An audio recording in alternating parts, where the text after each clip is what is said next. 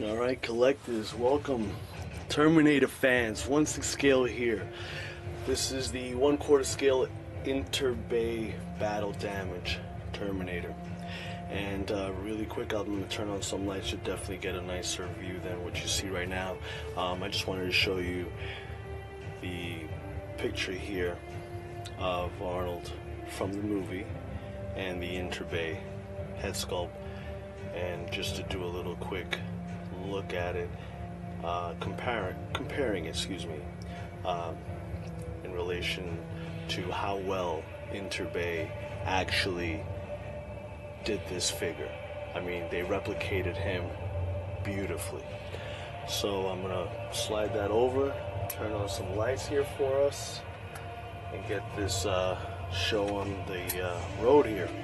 Now, I'm not going to do an in-depth review of everything that it comes with because there's been so many other reviews, especially from great collectors out there in the community, and you can look them up on YouTube, so no problem. Just type in 1/4 scale battle damage and you can actually get to see their in-depth reviews. I'm just going to go over it because I just want it to be on my YouTube channel.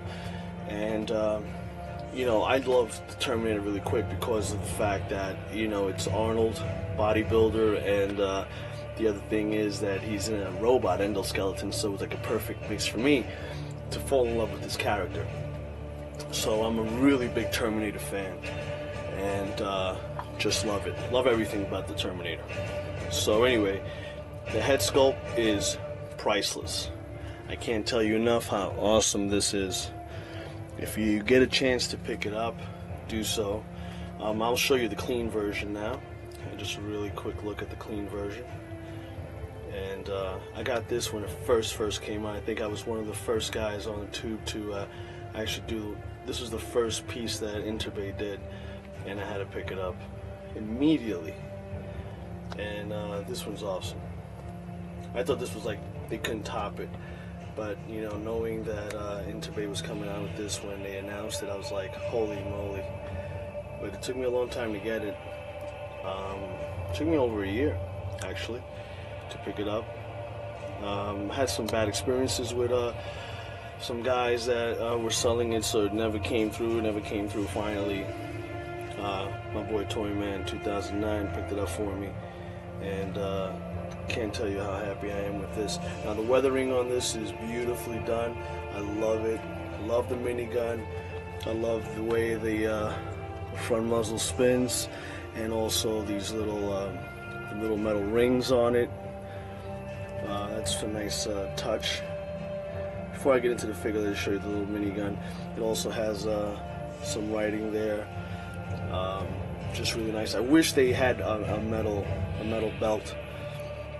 Ammo belt. That would have been beautiful. Look at the hands in there. Look, I put the gloved hand with the endoskeleton. It's freaking awesome, showing through the glove. Just amazing. The pants on this, it's premier. Love the rip by the knee, exposed. You can actually bend that, so it's no problem. I was not convinced until I had to research to make sure that I can bend that, because it didn't look like it could bend.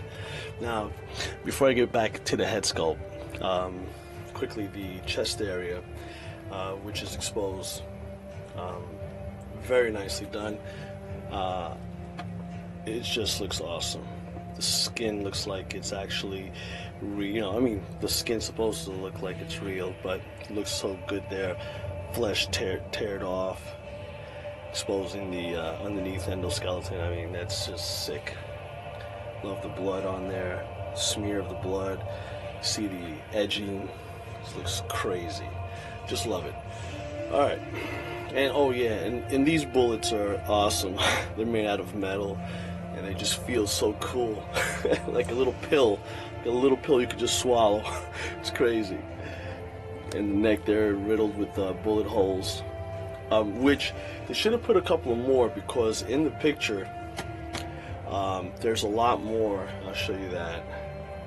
Found this picture and you can see it right there. It's fully loaded with bullet holes there. But that's nothing. I mean, that's like one or two less, big deal. As long as they get those eyes, the chin and the mouth and that expression on. Now, the endoskeleton eye there, it's awesome. It lights up. I was going to do that last, but a little button you push in the back. Turn off some lights here really quick. You guys get to pick that up. That's pretty cool. Look at that. It's crazy, right? Now it stays lit. It says in the instruction manual for about 20 seconds. And then it'll shut off by itself. Now, yeah, there it is, shut off. But I wish I had a way of keeping it on. But, you know, I think I need also batteries in it because it's not really bright. And so I have to make sure. And let's take a look at this side of the head sculpt.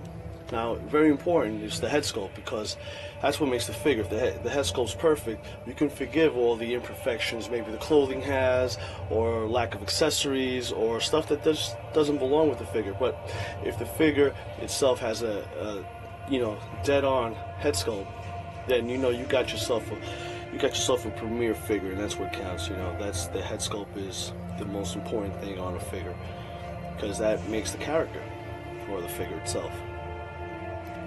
But yeah, love it. I just love this. Just so much detail there. Broken arm there, endoskeleton, missing the hand, which you could actually interchange and put the forearm piece there, and you can add the hand if you need to adapt that. I'm gonna keep my figure like this. I think it looks perfect. I love it.